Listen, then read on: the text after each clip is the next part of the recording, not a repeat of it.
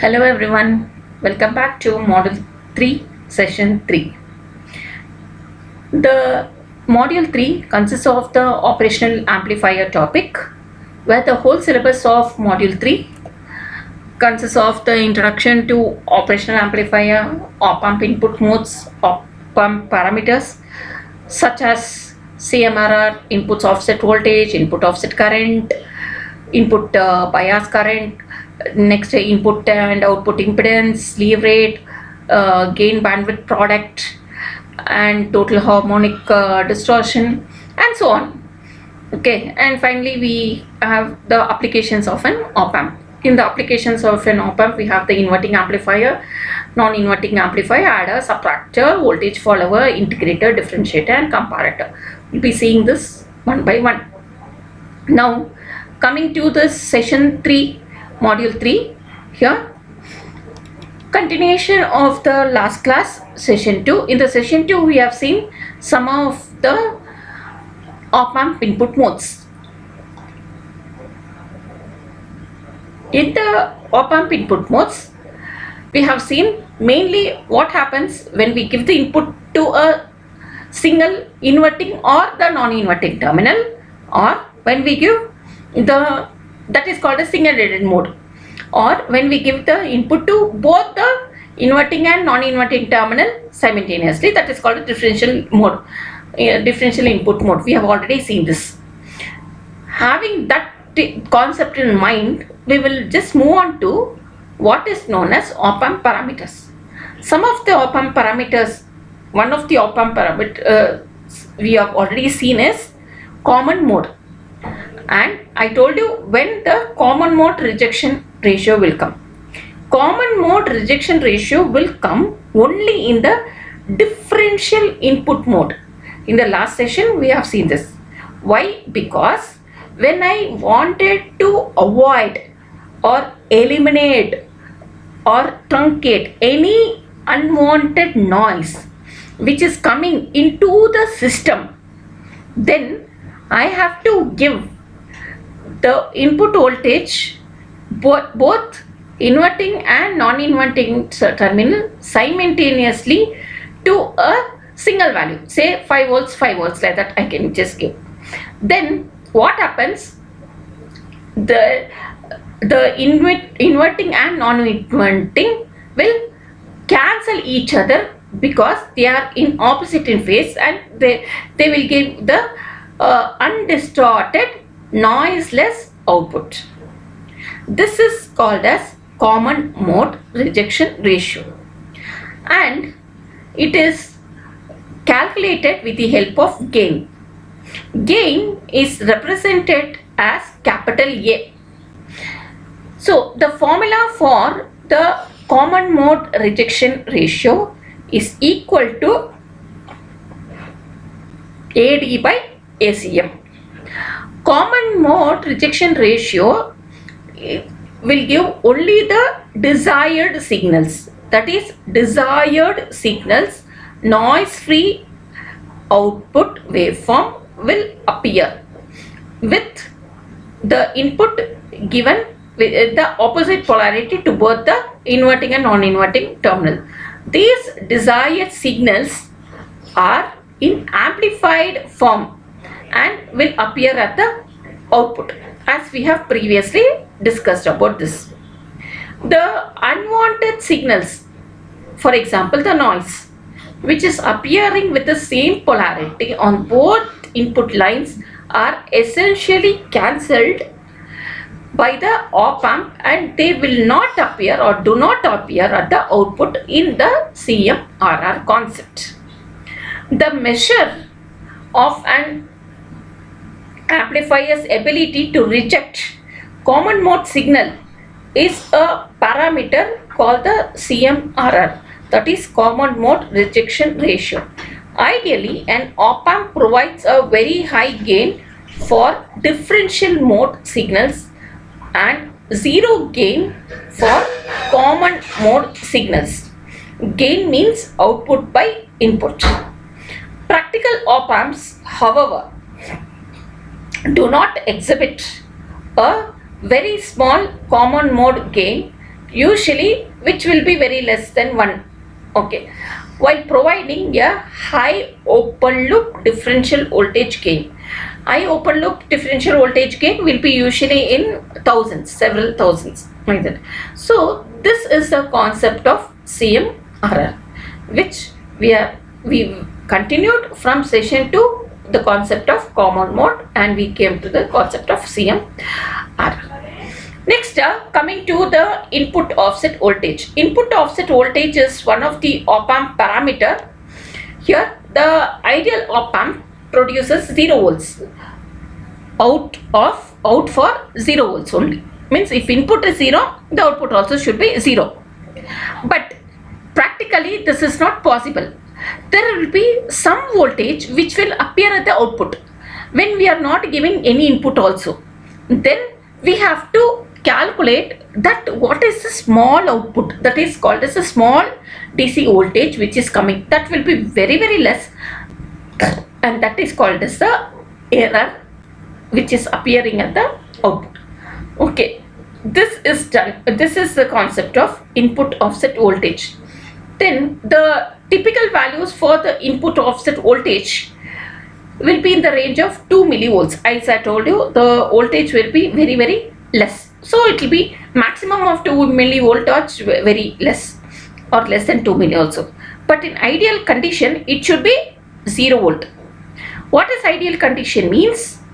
Here, if I give input voltage as 0 volts, the output also should be 0 volts. This is only the ideal condition or the ideal op-amp. But without going to give input, then there will be a small voltage output which will be appear. Then that is called as an error. Okay. The input offset voltage here, drift, is a parameter related directly to the voltage that specify how much change will occur at the input offset voltage for each and every degree change in temperature. So with the help of the small thermal voltage also, you will have the difference in the input offset voltage. Okay. Next, coming to the next important parameter, input offset current.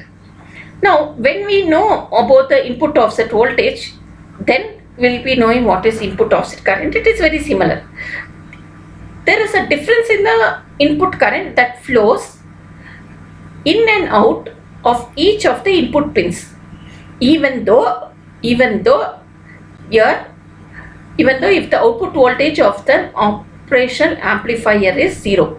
It means like here, if I give 0 volt, the output also should be 0 volt, and the current which is flowing in between, that is the current which is be flowing in between the input and output terminals, also should be 0.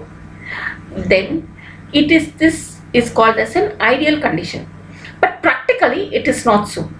There will be some difference or some amount of current which is flowing inside this IC from input to the output when we see. Even though the output voltage is 0, there will be a little bit of flow of current. This is called as an input offset current. Okay. Next, you have something called as input bias current. In the input bias current, here the input terminals often bipolar differential amplifier are the transistor bases, and therefore the input currents are the base currents. The input bias current is the DC current required by the inputs of an amplifier to properly operate the first stage of op-amp architecture, that is the differential amplifier. By definition, we can say that the input bias current is the average of both input current. Okay, both input current which is calculated, both input current at inverting as well as the non-inverting terminal. So this is the concept of input bias current. Next, another important concept is about the slew rate. Slew rate, see the op-amp speed related parameters. The op-amp speed related parameters include something called a slew rate or SR. Next, unity gain bandwidth, that is UBW, and gain bandwidth product, that is GBW. Now, SR measures how fast the output can change with respect to the input. Usually it will be in volts per microsecond. But if slew rate is affected by the effective op-amp gain, okay, because gain always gives the ratio of output by input.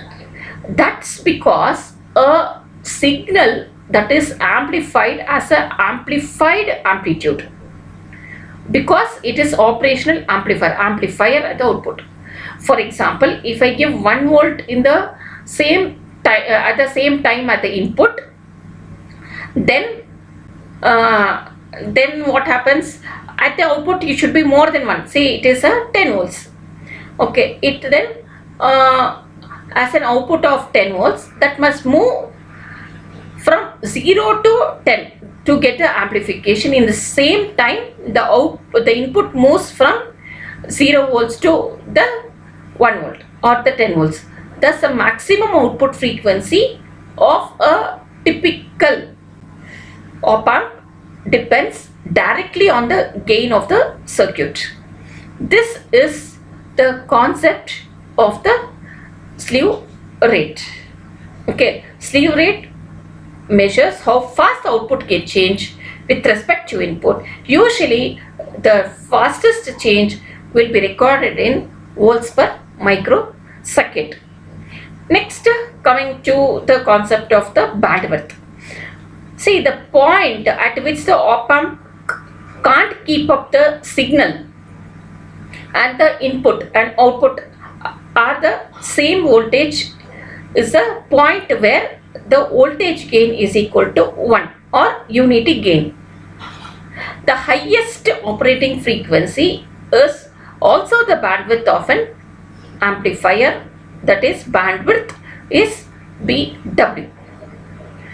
So the point at which the op-amp can't keep up with the signal at the input and the at the input and the output at the same voltage space is the point where the voltage gain is equal to 1, that is AB is equal to 1. There is a direct relationship between AB is the voltage gain, and slew rate. Slew rate means SR. Now, the direct relationship, the calculation between AB and SR leads to the calculation for GBW. It can be seen that GBW is gain bandwidth product. It can be seen that halving or taking half of the frequency is always the same. Okay, so halving the frequency allows the circuit to have twice the gain. It means like frequency, if it is 500 hertz, if it is half, that is 250 hertz, means it has the double the gain, twice the gain. Thus, the product of the gain and frequency is always the same.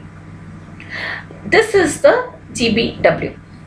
The product of gain and frequency is the same because it is seen that halving the HALVING, halving the frequency allows the circuit to have twice the gain. And note that the bandwidth and gain bit bandwidth are the same for the special case where only when the gain is equal to 1, or it is called as unity gain. Okay, this is called as the unity gain. The last parameter of the op-amp is the total harmonic distortion. This is op-amp distortion parameter. This op-amp distortion parameter includes the total harmonic distortion listed as a percentage percent value, usually on the order of 0.01% or better. Another method of specifying how faithfully the op-amp amplifies a signal is with the transient response parameter. This transient response, it is a measure of how the op-amp reacts to an abrupt change. Virtually all op-amps exhibit some amount of overshoot, with overshoot listed as a percentage of the output signal. So this is called as the transient response. Transient response is here specifying how, that is the op-amp is being specified, like how faithfully the op-amp amplifies a signal is the transient response. That is how op-amp reacts to the abrupt change in the input values of an op-amp. So this is called as a transient response.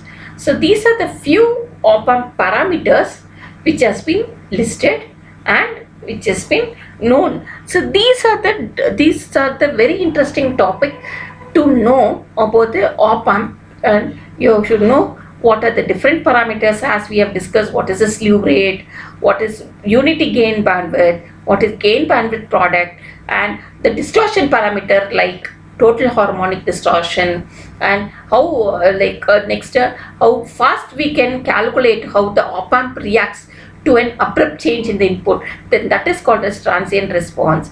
Like that, these are the very interesting and important op-amp parameters which we all should know. Virtually note that all op-amps exhibit some amount of overshoot.